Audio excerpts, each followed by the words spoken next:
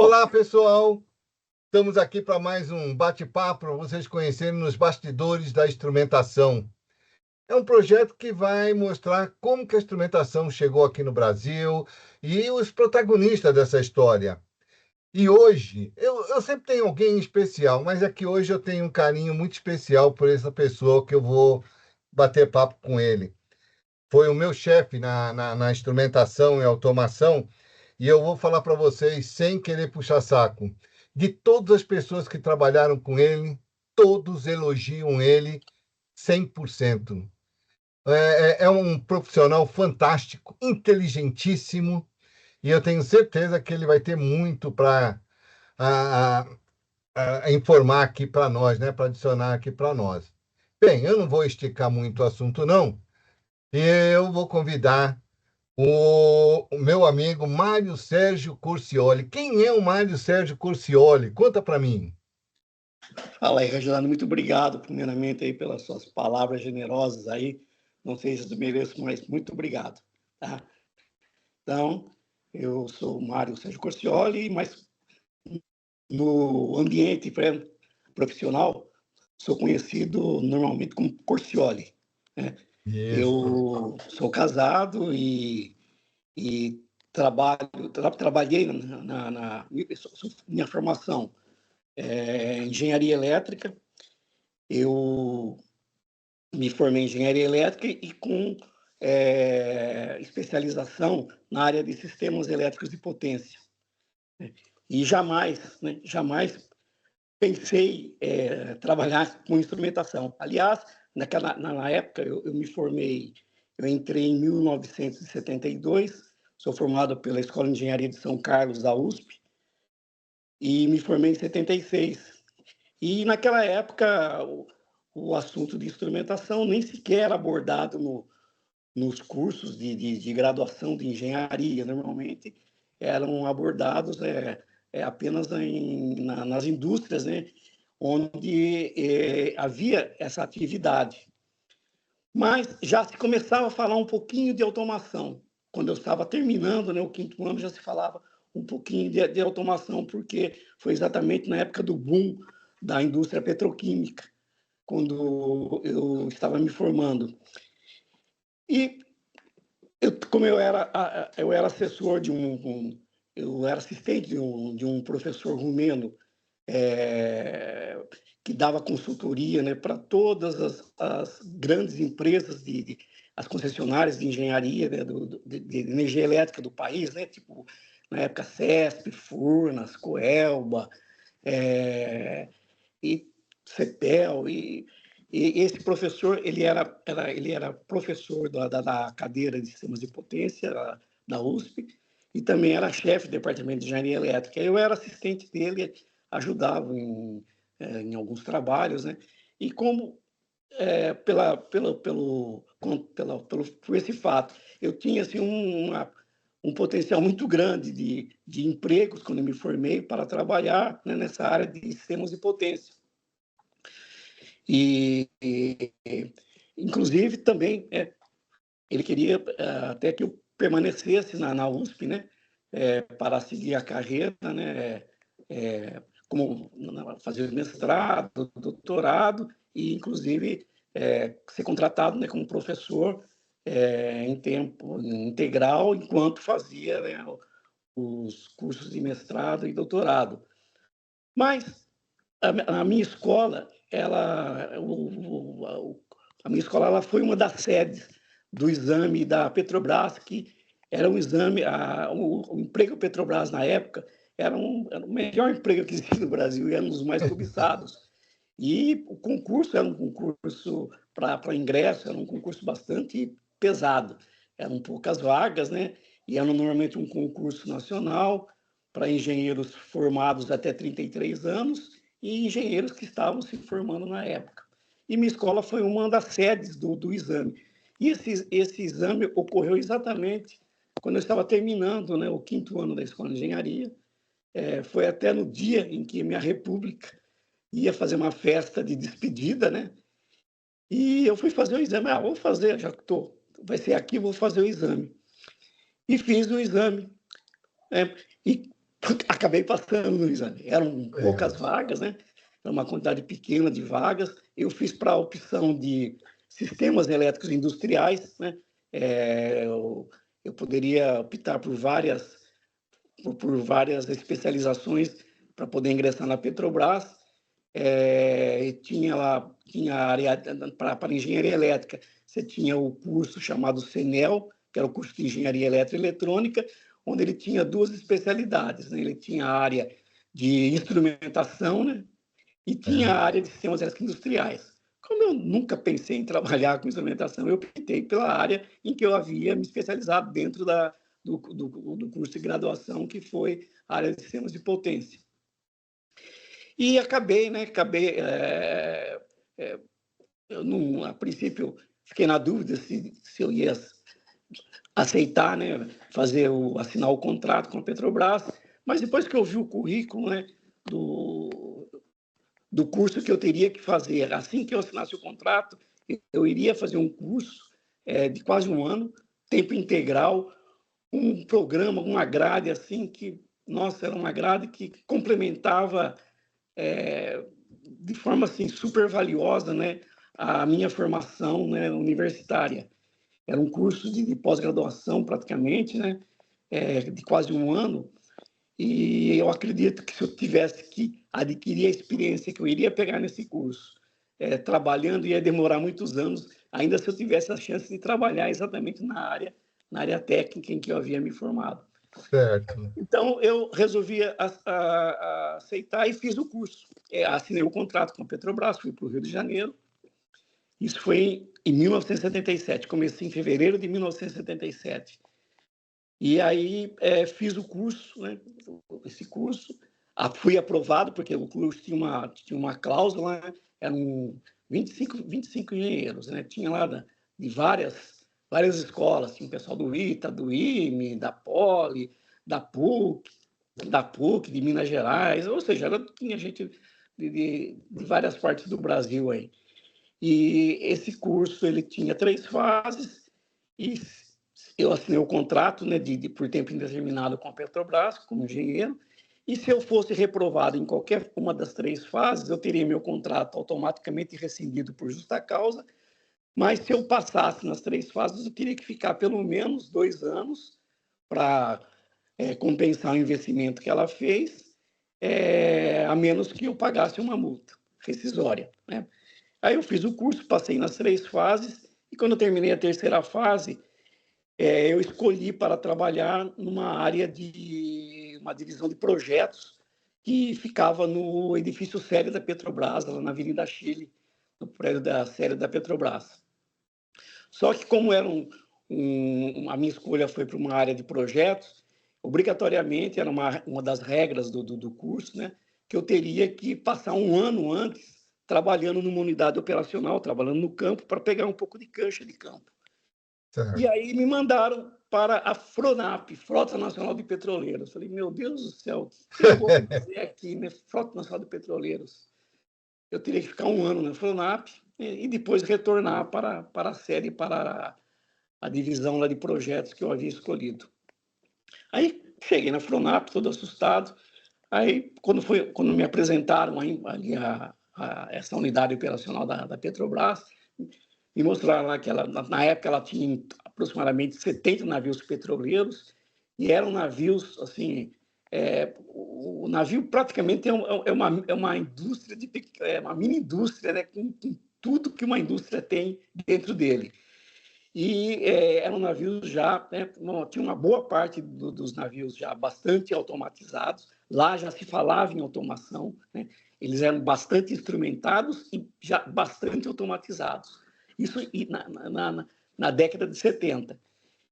E aí me disseram, olha, você vai ficar aqui um ano, né, você vai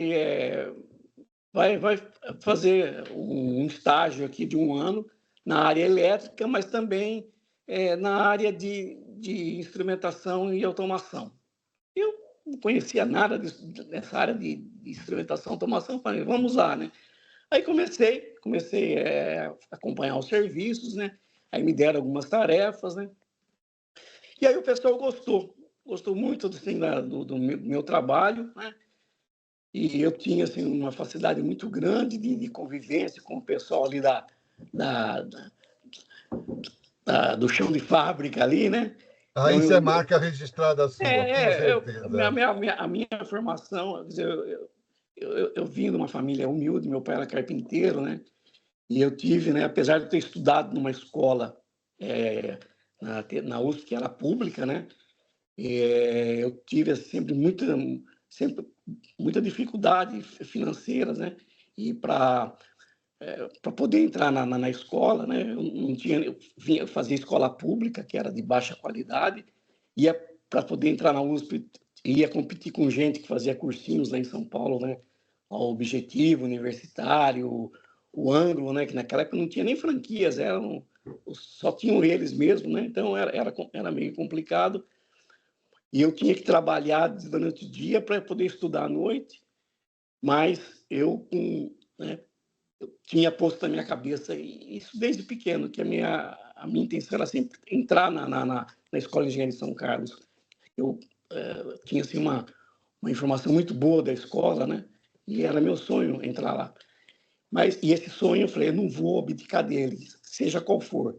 E com persistência, pensamento positivo, né?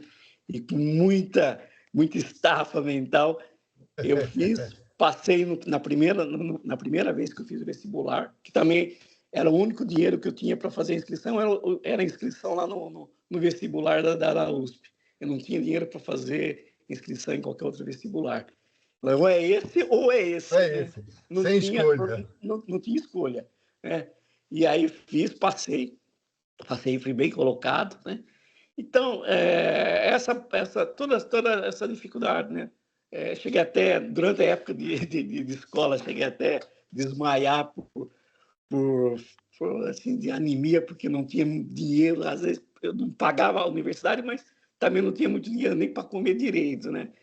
Mas todo esse esforço, né? Toda a valorização, né? A valorização das coisas das bênçãos que eu estava recebendo, né? Da grande vida, né? E de tudo aquilo que meus pais, né, me passaram, né? A vida do meu pai também, sempre trabalhando muito, né? Me deram essa base moral, né, que me permitiram, assim, ao longo de toda a minha vida, né, ter uma convivência boa com todas as pessoas, em todos os níveis, abaixo, acima, no mesmo patamar, né? Bom, voltando então, 3 meses de fazendo esse estágio lá na Fronap, o pessoal gostou tanto, e aí o chefe lá da divisão de manutenção me chamou numa sala e falou: olha, Corcioli, você vê que os navios aqui, nós temos aproximadamente 70 navios já, a maioria deles bastante instrumentados, bastante automatizados. Nós não temos assim um pessoal aqui que possa criar uma área, fazer uma área de engenharia, né, de manutenção na área de instrumentação e automação. Nós temos técnicos aqui, mas não tem assim ninguém uma formação superior que pudesse, né, tornar isso daí de uma forma mais engenheirada, mais científica, né? Então eu te proponho, né, eu sei que você não escolheu trabalhar aqui, eu te proponho, eu vou criar aqui uma área, uma atividade de automação, né?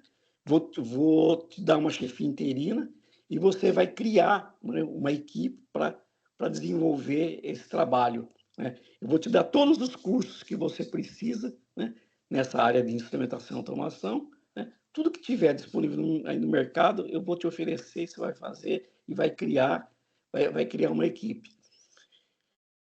Eu fiquei meio assim, né? Falei, bom, não era aquilo que eu pensei, mas na hora me veio assim um sentimento no que eu deveria aceitar. E aceitei, né? Aceitei. E aí foi, né? Comecei, naquela época, você falou muito no Senai, né? Naquela época, os cursos de instrumentação, os grandes cursos de instrumentação, eram montados pelo pessoal da Petrobras, né? Lá, principalmente lá no Rio de Janeiro, né? Tinha lá no RH da Petrobras, você tinha os cursos de instrumentação famosos, que depois, né, foram base, né, para a criação desses cursos, né, nos Senais, né? A Petrobras passou depois centralizou, né, os cursos que ela fazia via RH dela, né, para os Senais. E então eu peguei e esse curso ele tinha lá vários funcionários no cadastro reserva, né? Aí eu fui lá, peguei o cadastro reserva que tinha, selecionei, né, algumas pessoas, alguns técnicos que já tinham feito o curso de formação, peguei um mestre, né, que tinha uma experiência já de mais de 20 anos, né, na área de instrumentação, para ser o mestre da minha oficina, né? Sim. E peguei também um torneiro mecânico especializado lá em mecânica fina, porque naquela época a instrumentação era quase toda pneumática e a instrumentação dos navios eram praticamente quase todas importadas, e quando tinha algum problema num instrumento, quebrava uma peça, você não tinha tempo, o navio não tinha tempo para ficar esperando importar, né? Navio é uma coisa que, pô, parado, ele dá um prejuízo enorme. Então, eu tinha que ter um mecânico que pudesse confeccionar peças quando fosse necessário, peças de mecânica fina quando fosse necessário. Bom, enfim, montei uma equipe. O chefe lá o chefe da divisão de manutenção cumpriu o trato, começou a me oferecer os cursos. Eu comecei a fazer cursos, fiz curso Então, aí eu comecei a fazer uma série de cursos, e com essa equipe comecei a fazer os trabalhos de manutenção. De forma que eu tinha lá, né, nessa equipe, como eu falei para você, eu não peguei apenas técnicos que tinham acabado de se formar, peguei alguns técnicos que já com bastante experiência, mas eu via que todos eles, a maioria deles faziam os trabalhos sem ter uma base, sem saber exatamente por que eles tinham que fazer aquilo. Era ter uma receita na hora de, por exemplo, sintonizar um instrumento, né? Na hora de fazer o alinhamento do instrumento pneumático, né? Eles tinham lá uma receita e faziam aquilo lá, mas sem muito conhecimento do porquê fazer. Eu achava que isso daí nunca levava levava você, às vezes, a corrigir os problemas, mas nunca levava a otimizar, né, a forma de executar os trabalhos, né? E a minha intenção era essa, era pegar os conhecimentos que eu estava adquirindo nos cursos e começar a transferir para essa minha equipe, para que a gente pudesse fazer os trabalhos assim de uma forma bastante científica, bastante engenheirada. E eu sempre acompanhando eles, sempre junto com eles, fazendo, botando a mão na massa, né, desde o início. Aí eu comprei um curso da ISA, né? A ISA ela tinha um curso de formação de técnicos de instrumentação, né? Baseado em vídeos, né?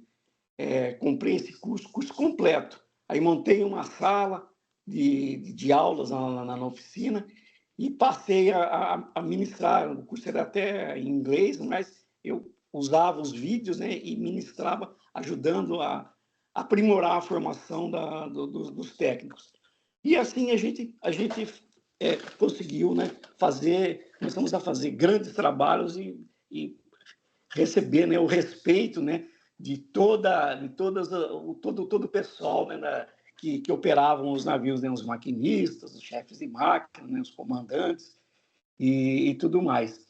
E essa minha designação como chefe interino dessa atividade acabou me provocando a minha transferência definitiva para a Fronap, onde eu permaneci, né, trabalhando lá durante 14 anos. Né?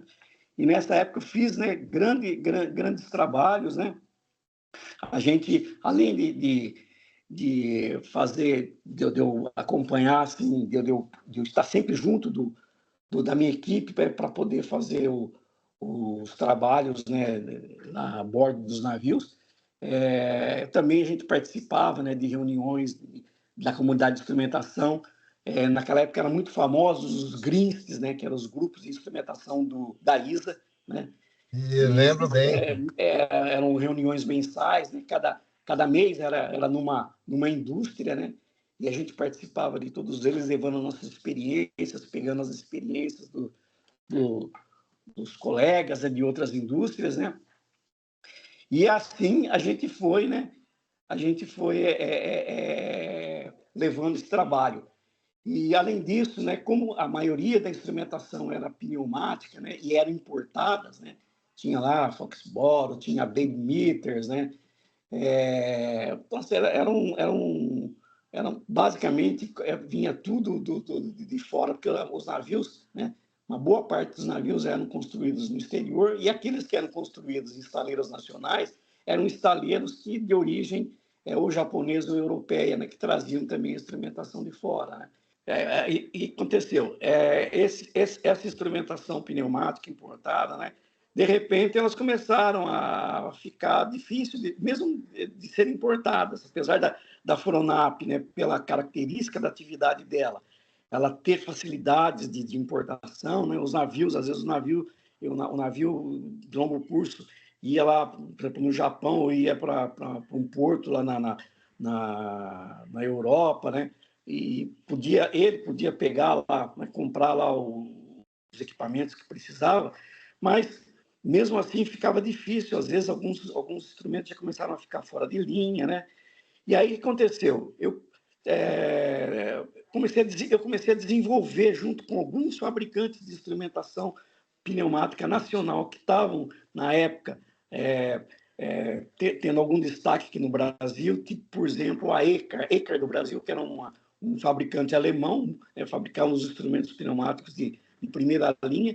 Eles montaram uma indústria aqui no Brasil, lá em Blumenau, né, que depois mudou o nome para a Contrisul, e eles se interessaram em desenvolver junto comigo, né, os instrumentos que eu precisava, principalmente instrumentação para caldeiras. Né?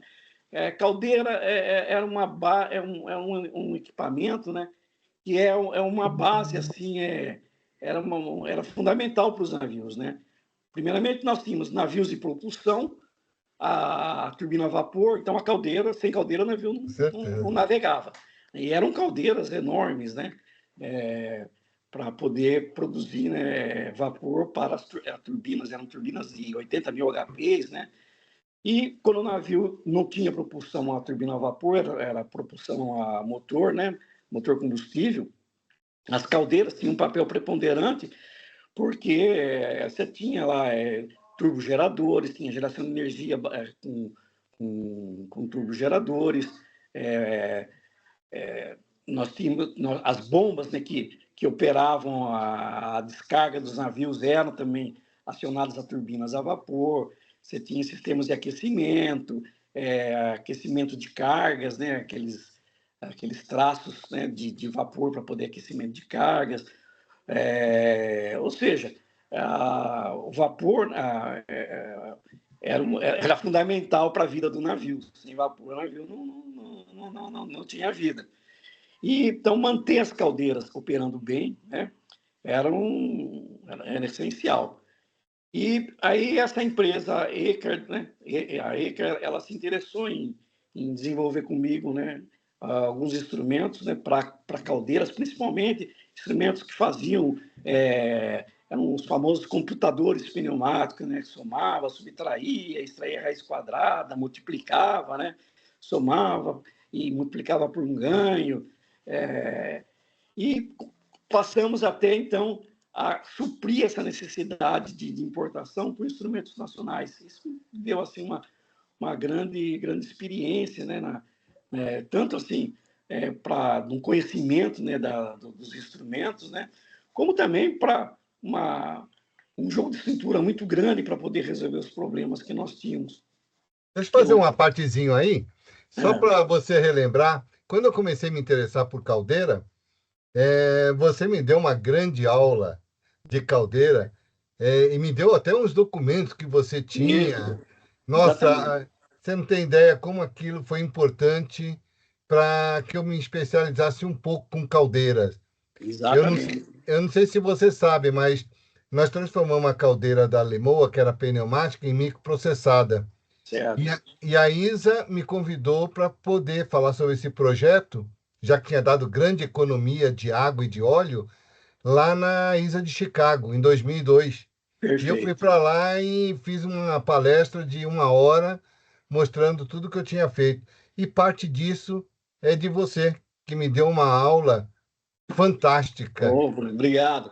Né? Inclusive, caldeira, navio, você tinha. O navio é uma indústria. Você entrar no navio, você vai encontrar uma indústria, né, assim, em menores proporções, mas tem tudo que uma indústria tem. E essa parte, como eu falei, a parte de caldeiras era uma parte essencial. E os navios de propulsão a vapor, que eram super petroleiros, né? São esses navios que depois, né, começaram a se transformar em plataformas, né? Exato. Tinha lá, nós tivemos vários superpetroleiros que depois se transformaram em plataformas, mas na época, quando era viável você buscar petróleo lá em grandes quantidades no exterior, eram navios enormes e eles tinham, né, tinham caldeiras, né, tinham caldeira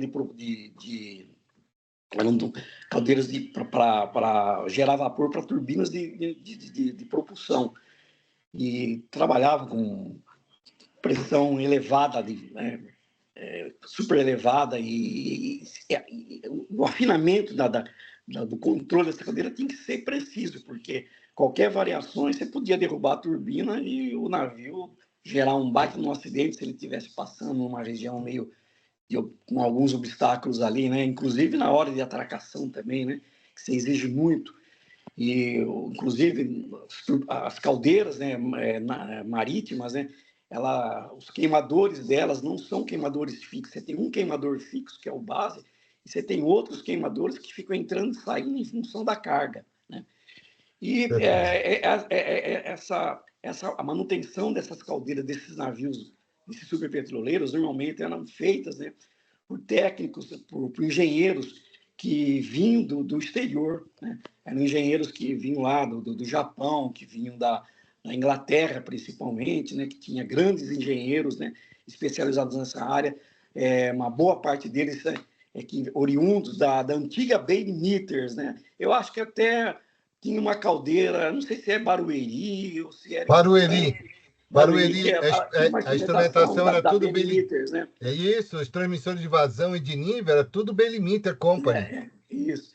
E aí eles vinham fazer a manutenção. E aí eu comecei a colar nesse pessoal. Eu comecei a colar nos trabalhos e acabei fazendo, ganhei a confiança deles, né? Tanto de engenheiros japoneses como engenheiros europeus, né?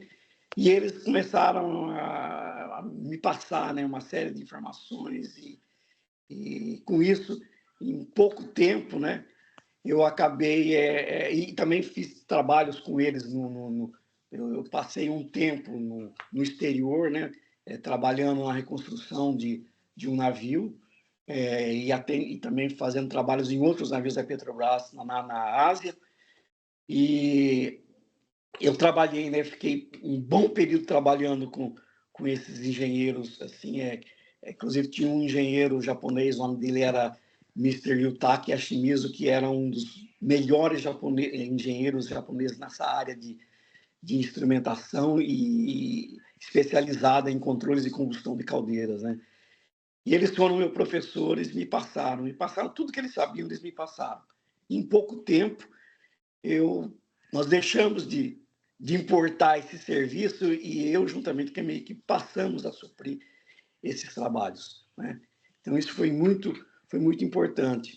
E aí, né, também, eu aproveitei, né, que já na década de 80, já estavam começando aí aparecer, né, os primeiros, tomando vulto, né, essa instrumentação digital, e eu instalei, acho que foi, se não foi o primeiro, foi um dos primeiros CLPs da Petrobras que foi usado, né, foram usados em 2 navios para fazer o controle do sequenciamento de queimadores das caldeiras, que antigamente eram feitos através de painéis de relés, né, eletromecânicos, e na década de 80, foi acho que em 82, se não me engano, eu fiz a instalação dos primeiros CLPs para fazer esse trabalho, né, aplicado a gerenciamento de entrada e saída de queimadores, né, e também o controle deles, né, para caldeiras. Eram CLPs da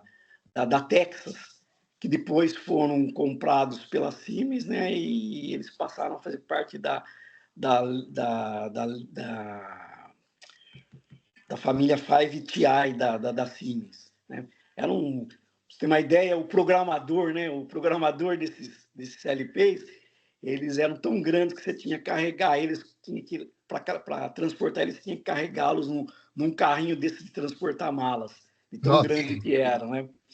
E também eu comecei a verificar que a substituição de instrumentação pneumática por instrumentos, né, digitais, tipo aqueles single loops ou multiloops, também era uma opção bastante viável para a gente melhorar a performance e modernizar as nossas caldeiras. E aí eu comecei a fazer esse trabalho e fiz um trabalho, né? Para você ter uma ideia, eu fui o primeiro usuário do multiloop da Smart, não me lembro, era CD CD 600. 600, foi o primeiro que ela comercializou. Exato. Eu fui o primeiro comprador para ser usado, né, para substituir, né, toda a instrumentação pneumática, né, de controle das caldeiras de dois navios. Tinha até um engenheiro da Smar, eu chamava Julião, não sei se você se lembra dele. Era o Não. Julião e tinha o Paulo Garrone, né, que também trabalhava na Smar, que me deram o suporte necessário para a gente montar, para a gente configurar tudo, né? E esse trabalho também trouxe assim, resultados bastante positivos. E, e assim foi, né? Foram 14 anos. Nesses 14 anos, né, uma das coisas boas também que aconteceram na época que eu estava na Fronap ainda, né, é que já na década de 80 que começaram a aparecer, ser montados os primeiros SDCDs, né, na Petrobras. E aí a Petrobras ela tinha um problema, porque ela tinha lá o pessoal da área de instrumentação, que cuidava normalmente da instrumentação, e também fazia parte de controle. E tinha os engenheiros de processo, que eram responsáveis pelos processos. Como os SDCDs, eles tinham uma das finalidades deles, era, além de interfacear toda a instrumentação de campo, né, também era rodar algoritmos, né, de otimização dos processos. E aí entravam, né, o trabalho dos engenheiros de processo. Só que os engenheiros de processo não tinham formação de instrumentação e de controle, e o pessoal de instrumentação e controle não tinha formação de processo. Então, a Petrobras, inicialmente, ela chegou a enviar, né, os engenheiros de instrumentação e de processo para cursos de pós-graduação, de mestrado. Se não me engano, acho que era na Inglaterra, era um curso bastante completo e famoso, né, para poder capacitar o pessoal para essa nova fase, né, da instrumentação e automação da Petrobras. E ela formou vários engenheiros. Só que depois, né, com os problemas do país, inflação e tudo mais, começou a ficar inviável economicamente ela bancar, né, o pessoal lá fora para estudar. E o que ela fez? Ela pegou o pessoal que já tinha feito esse curso, juntamente com professores da COP, lá na COP do Rio de Janeiro, né? E eles montaram esse curso que era ministrado lá fora, eles montaram no RH da Petrobras. E esse curso chamava CAVIC, era Curso Avançado de Instrumentação e Controle. E ele tinha duas modalidades, tinha o CAVIC 1 e o CAVIC 2. O CAVIC 1 era apenas alguns módulos, e o CAVIC 2 era um curso assim, com mais, acho que era quase 30 módulos. Cada módulo ele tinha uma duração em média de 2 semanas, né, com tempo integral, e a gente fazia, né, ela fez uma seleção, né, fez um exame de seleção para poder o pessoal participar, e eu acabei me encaixando no CAVIC 2, que eram todos os módulos, né, onde toda essa parte, né, avançada na área de instrumentação, de controle, modelagem de sistemas de processos, né? Ou seja, toda essa equalização de instrumentação, controle automação e processos, ela foi contemplada nesse curso. E para esse curso, além de alguns professores que já tinham feito esse curso lá no exterior, e alguns também principalmente da COP, né? Também tinha pessoal da Poli, da Escola Politécnica da USP. Também, em alguns módulos, vieram professores, né, de fora do Brasil, né? Grandes professores de empresas assim, tipo Setpoint, né, que foram empresas que ajudaram, inclusive, na implantação das unidades de processo dentro das refinarias, né? Então, nós tivemos cursos, assim, inclusive, eram cursos até em inglês, né? E a gente tinha que fazer os cursos, tinha, inclusive, uma prova, tudo, e você tinha que passar para poder se manter no curso. Então, esse daí também foi uma coisa que me trouxe, assim, uma aprendizagem muito grande. E depois, né, desses 14 anos, em que parte eu passei no Rio e parte eu passei também trabalhando fora do Brasil, na Ásia, no Oriente Médio, né? Eu recebi um convite, né, para trabalhar em São Paulo.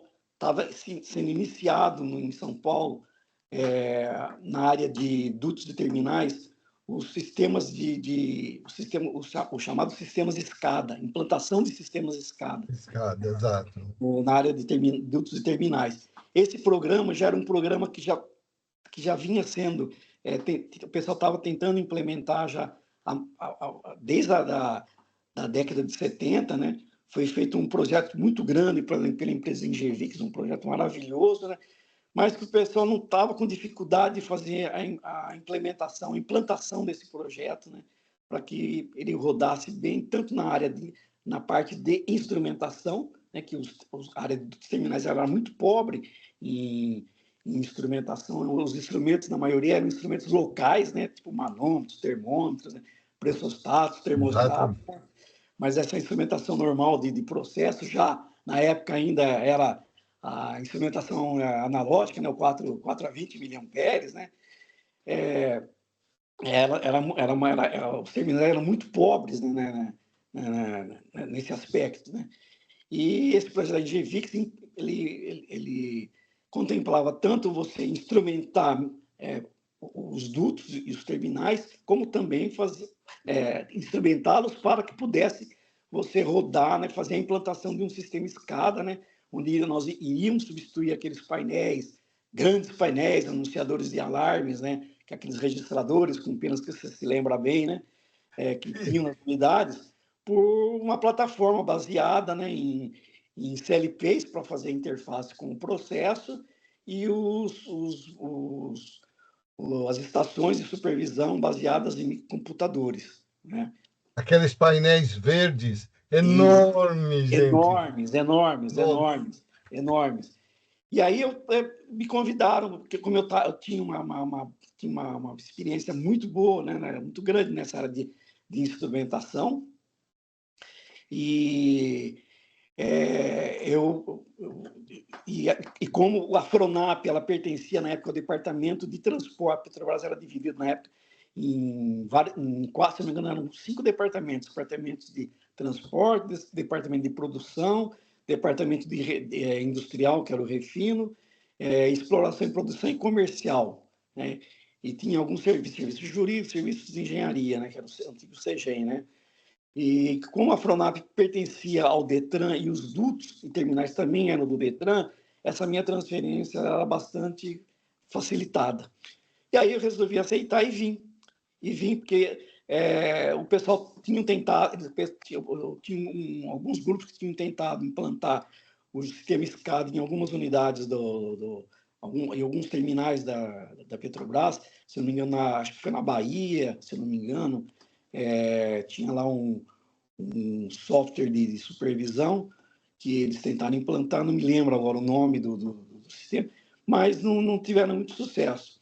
E aí o pessoal, eu tinha lá, você se lembrar, do Paulo Correia, que era chefe da automação da Navased, lá da Petrobras, nessa área do Detran, Exato. Ele criou esse projeto junto com o Alberto Shinzato, né, que já estava aqui em São Paulo, para criar, fazer a implantação do sistema SCADA, que seria implantado primeiramente no terminal de Cubatão. O Alberto Shinzato já estava aqui em São Paulo já há algum tempo, que ele veio para melhorar a instrumentação do terminal de Cubatão depois daquele acidente lá da Vila Socorro, né? Aquele incêndio que houve na Vila Socorro. E aí eu vim para esse trabalho, né? E aí nesse trabalho nós já íamos começar já a fazer a implantação de CLPs para fazer a instrumentação de processo. O trabalho do Alberto já havia contemplado uma instalação de instrumentação já em anos anteriores, né, de instrumentos no campo, e esse trabalho previa a gente melhorar o nível, né, a quantidade de instrumentos para poder fazer esse trabalho, e iríamos implantar como sistema supervisório, né, o software Realflex, que você deve se lembrar. E aí foi criada uma equipe, né? Tinha uma equipe, tinha o Douglas, o Mimura, que iriam trabalhar basicamente, né? O Douglas, o Mimura, e tinha o Vicente Campitelli, que iriam trabalhar basicamente na implantação, no desenvolvimento do software de supervisão, que era a interface, né, do operador com o processo. E eu montei uma equipe, né, da qual participaram, né, o Jairzinho, o Jaire, o Álvaro, tinha outros lá. Depois você também entrou, né?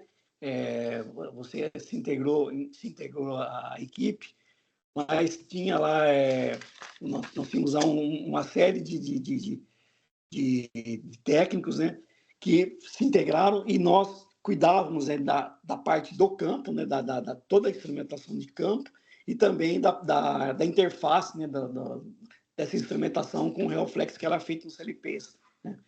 E aí nós compramos, né, para Cubatão o CLP na época não era Rockwell, era Allen Bradley, era comercializado pela empresa Metal Leve no Brasil. Isso. E nós compramos o primeiro CLP Família 5, né? Primeiro CLP Família 5 que a Allen Bradley vendeu para a Petrobras, para o Brasil, na realidade, né? E porque na verdade, ela tinha comprado, ela tinha vendido um para a Febo. Febo é aquela fábrica de sabonetes de fraldas, né? Então, a Febo havia comprado um CLP da família 5 para a unidade, para a célula dela, que iria fabricar fraldas descartáveis. Ia precisar do CLP. E nós compramos também para o terminal de Cubatão. Então, foram os dois primeiros CLPs que família 5 que vieram para o Brasil. Só que a Metal Leve não havia vendido para a Febo. A Febo comprou diretamente da Allen Bradley nos Estados Unidos. E a Metal Leve, na verdade, ela vendeu, o primeiro que ela vendeu foi para a gente. Aí fomos lá para a Metal Leve, fizemos todo o treinamento. Foi meu primeiro treinamento com vocês, foi lá na Metal Leve. Foi na Metal Leve, exatamente. E então fizemos, né, a implantação do sistema SCADA lá no terminal de Cubatão, com toda essa equipe maravilhosa, né? Sendo lá o mestre Alberto, né? Como comandante da equipe, Paulo Correia, também comandando por parte lá da sede da Petrobras, né? O Alberto cuidava aqui da região de São Paulo. E essa turma toda aí, né? Do Jairzinho, Jair, Alvo, né? Depois entrou você, tinha o Elis também, que a gente trouxe. E outros aí que... Lá em São Sebastião, como é o nome do Jorge? Depois entrou o Jorjão, grande Jorjão. Grande Jorjão. Entrou o Jorjão, né? Entrou um Cruz também, que era ele veio mais para a área o Jorjão e o Cruz vieram mais para trabalhar juntamente com o Douglas e o Mimura na área do Realflex, né? Mas foi uma equipe maravilhosa. Uma equipe maravilhosa que até hoje ela se mantém. Depois entraram novos técnicos, né? O Brás, Camila. Camila, e aí foi crescendo, e essa equipe, né, ela fazia os próprios trabalhos, né, ela não administrava os trabalhos dos outros, a gente passou a desenvolver, e toda a implantação, no caso de Cubatão, ela ocorreu num tempo recorde e com sucesso. Ela começou em janeiro, né, de 1991, e, se eu não me engano, foi 1991. E quando foi em setembro, nós fizemos a inauguração, tempo recorde. E tudo por quê? Porque foi um trabalho feito pela gente, então a gente tinha o domínio 100% da tecnologia, do trabalho, né? E os problemas que apareciam a gente conseguia resolver, né? E isso foi muito bom. Nosso maestro era muito bom, né? Foi muito. A equipe toda a equipe, ela foi muito boa, né? E aí depois depois de um tempo que a gente aí plantamos com sucesso o escada lá em Cubatão, depois foi a vez de, se eu não me engano, foi São Caetano do Sul, depois foi Barueri, depois foi Guarulhos, né? Aí começamos a ampliar a Lemoa, né? Começamos a ampliar os nossos trabalhos. E Osbra. aí surgiu uma oportunidade. Eu não sei se já esgotei meu tempo, Reginaldo. Não, Se eu mas posso pode fala. continuar. Independente. Se eu não colocar tudo, eu vou guardar essa entrevista para mim. Você guarda, depois você Não, mas seleciona as partes principais, né? Mas pode ficar tranquilo. quando foi em 95, basicamente, em 1995, surgiu um grande desafio. Nós tínhamos um duto, né, que era o Osvat, ele saía é um duto que nasce no terminal de São Sebastião, um duto de petróleo, e ele leva petróleo para as refinarias de São José dos Campos e para a Replan. É o maior duto em volume, né, de invasão, né, da Petrobras, alimenta essas grandes refinarias, né?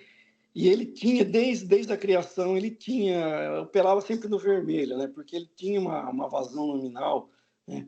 De aproximadamente aí 5.000 metros cúbicos. Ele tinha três bombas, né? Três bombas de 7.500 cavalos cada uma, entendeu?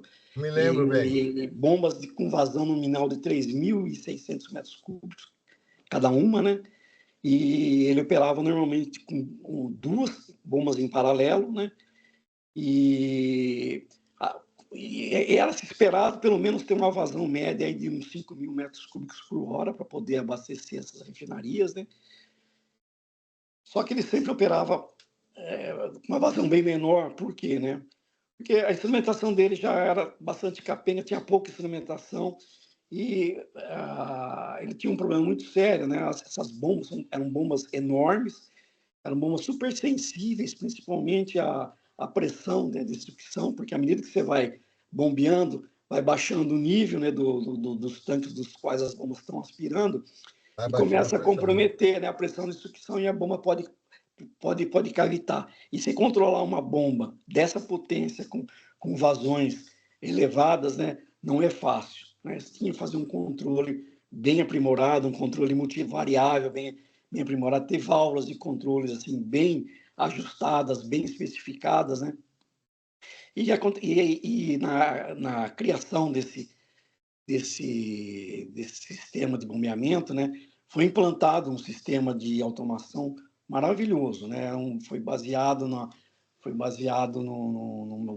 trabalho feito por uma empresa inglesa, né? Que conhecia realmente do riscado, mas é aquela velha história, como é um trabalho que você compra de fora sem ter o 100% do know-how, dificilmente você consegue manter ele se você não tem o conhecimento do know-how. E ele acabou se degradando com o tempo. As válvulas de controle, assim, os atuadores elétricos pneumáticos, né? E esses atuadores davam um monte de problemas, né? Entrava muita umidade no sistema de óleo e você não conseguia operar essas válvulas automaticamente. E aí o que acontecia? Você tinha lá um macaquinho hidráulico que ficava quando as bombas operavam, ficava um operador ali no campo do lado do macaquinho, ficava ali, tinha um manômetro lá na pressão, na sucção da bomba, ele ficava lá, né, em função de variação da pressão por problemas de nível, do tanque que abaixava, por variações de aumento, às vezes, de vazão, por aumento de viscosidade do produto. Ele ficava olhando a pressão e ficava ele manipulando o macaquinho lá para poder não deixar a bomba cavitar e cair. E, por segurança, eles acabavam controlando, fazendo um controle da pressão de sucção num valor muito, muito alto. E a pressão, o NPSH requerido pelas bombas, normalmente não, eles são dependentes, né, da vazão da bomba. Então, tem vazões que você, para determinadas vazões, você não precisa manter a pressão de sucção tão alta. Você pode operar com pressões menores, que a bomba não vai cavitar. Só que o pessoal não tinha esse conhecimento, né? E aí, quando eu tinha um grupo, inclusive, no CENPES, que era um grupo de trabalho que era comandado pelo Marcelino Guedes. Você conhece o Marcelino Guedes, né? Não, Não esse eu conhece? não lembro dele. Marcelino Guedes, hoje ele é CEO da Pipeline Brasil, né? Ele foi um dos diretores, ele foi diretor da Transpetro, foi presidente da refinaria, aquela refinaria Abrão e Lima, lá durante um período lá em Pernambuco. Pernambuco, né? Pernambuco.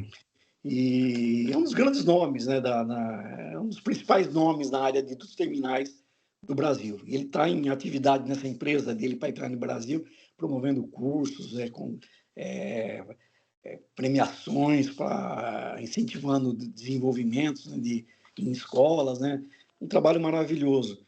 E o Marcelino, ele tinha lá um programa no SEMPES, que era esse programa exatamente estudar o que fazer para melhorar, para tirar o OSVAT do vermelho. E passaram-se os anos e nunca conseguiram. E aí, quando eu vim em 96, aí surgiu esse desafio, né? Na época, o OSDRA estava sendo implantado, né? Estava sendo construído, e eu tinha a opção até de tentar migrar para o trabalho do OSDRA, né? Mas eu falei, não. Cheguei até a comentar na época com o Jorjão, né? Falei, Jorjão, vamos lá para São Sebastião. Falei com o Jairzinho também, né? Vamos lá para São Sebastião resolver o problema do OSVAT. Nós vamos resolver o problema, vamos ganhar credibilidade e depois a gente volta para poder melhorar o OSBRA, porque o OSBRA também estava também sendo implantado por empresas contratadas e eu sentia que nosso pessoal não ia ficar com 100% do know-how de toda a tecnologia que estava sendo implantada e iam ter problemas futuramente. Então, nós viemos aqui para São Sebastião, né, e começamos esse trabalho. Compramos, né, especificamos, compramos os CLPs, foram os primeiros CLPs Siemens, né, comprados aqui pela... Aliás, a Siemens já tinha fornecido um CLP que, na verdade, não era nem Siemens, era a Maxitec, né, que era uma empresa que foi criada no Brasil na época da lei de informática, não se podia importar instrumentação de fora, né? Então, a Siemens criou uma empresa Maxitec, onde ela trazia os componentes e montava uns CLPs, né? Que eram CLPs Maxitec. Nós tínhamos um na estação de Guaratuba, né? Foi montado na estação de Guaratuba, que também não ficou um tempo sem operar direito, e a gente, depois que eu vim aqui para a área de dutos de São Paulo, então, juntamente com essa nossa equipe, né, lá de Cubatão, nós botamos esse sistema para rodar pianinho, né? Então, aí, para São Sebastião, nós especificamos já uns CLPs mais modernos, né? E melhoramos, né? Fizemos todo um reprojeto da instrumentação das bombas e desenvolvi junto com a Coester, né, um atuador para válvula de controle, tirando aquele atuador elétrico-pneumático e substituindo por um atuador elétrico motorizado. Isso era novidade na área de... Eu não sei se em refinarias tinha, né? Já tinha, eu acho que se não tinha para área, tinha para válvulas on-offs aí, né? Para essas válvulas operacionais. Mas para Sim. válvulas de controle, eu acredito que, que nas refinarias, ou você tinha atuadores pneumáticos ou eletro-hidráulicos também. Bom, Corcioli, esse foi o nosso grande bate-papo. Em alguns momentos você me emocionou. Eu acho que eu posso falar em nome da equipe. Você foi um dos melhores chefes que nós já tivemos. Não só chefe, você foi um grande ser humano. Trabalhar com você era prazeroso, sabe? A gente sabia que ia aprender, a gente sabia que ia ter apoio. É algo totalmente ímpar dentro da Petrobras. Você pode perguntar para qualquer um, Corcioli, não sou eu, mas pergunte para qualquer um. E eles vão. A linha de pensamento deles vai ser muito parecida, ou se não igual à minha. Você é um cara assim, ímpar, fantástico. Realmente, eu tiro o meu chapéu para você. Eu sempre fui um pouco rebelde dentro da Petrobras, mas porque os caras não tinham muito respeito, às vezes, pela gente, né? Você não. A sua humildade era uma coisa assim fantástica. Você pedia para que eu explicasse para você como que eu, um técnico, ia explicar para um engenheiro totalmente formado, com uma experiência fantástica. Você escutava a gente, sabe? Se tivesse certo, você aceitava. Se não tivesse, você fazia o possível para mostrar para a gente qual era a maneira correta. Essa é a sua marca. Isso é indelével. Não tem como ninguém apagar um troço desse. Então, esse trabalho, ele tem um objetivo de eternizar as pessoas pelo que elas foram, pelo que elas fizeram. E pode ter certeza, cara, você está eternizado nos nossos corações. Você é muito especial. Um beijão para você. Eu já fiquei emocionado, né? Agora foi você que me emocionou, viu, Reginaldo? Muito Mas é isso obrigado. aí. Muito Pessoal, obrigado por suas palavras carinhosas, generosas, né? Muito obrigado, muito obrigado. Mas é aquela velha história, né? Quando a gente bota o amor, né, em tudo que a gente faz, né? Esse amor, ele irradia, né? Se exato. irradia para as pessoas, né? E, e graças a Deus, Deus me deu essa compensação de trabalhar com todos vocês que foram colaboradores, né? Maravilhosos. Na verdade, nós formamos uma equipe e nós realizamos todo esse trabalho. Não eu realizei, mas nós realizamos porque nós tínhamos esse sincronismo de sentimentos, né? De ideologia, né? E isso, né? Isso foi muito bom. Deus me colocou no lugar certo e com as pessoas certas. Mas, Corcioli, uma orquestra só toca bem quando o maestro é muito bom, cara. Ah, Não tem jeito. mas os músicos têm que ser bons também. Meus amigos, foi mais um bate-papo. Vocês viram. Eu já falei para vocês desde o começo, vai ter momentos emocionantes, momentos alegres, mas essa entrevista, ela é especial. E espero que vocês tenham gostado e já estou marcando a próxima entrevista. Me Perfeito. aguardem. Um grande abraço a todos. Um grande abraço, Até já. Reginaldo. Fica com Deus.